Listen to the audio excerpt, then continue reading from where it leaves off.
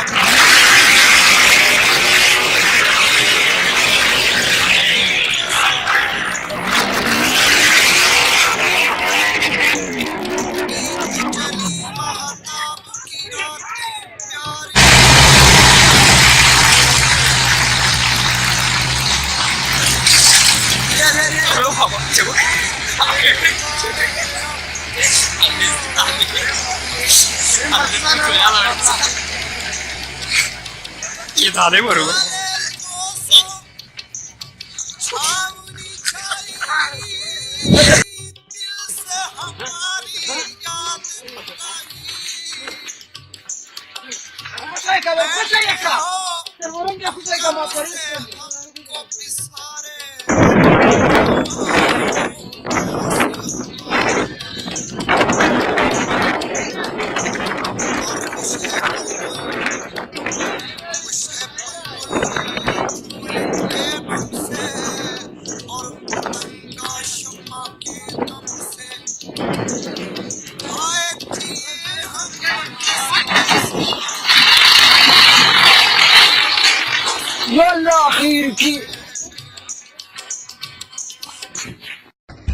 मज़ीद ऐसी ही वीडियोस को देखने के लिए हमारे चैनल को सब्सक्राइब जरूर करें और बराह करम वीडियो को लाइक और शेयर भी करें और कमेंट में अपनी राय का इजहार भी करें। फिर मिलेंगे एक नई वीडियो के साथ। अल्लाह हम सब का हामी और नासिर हो।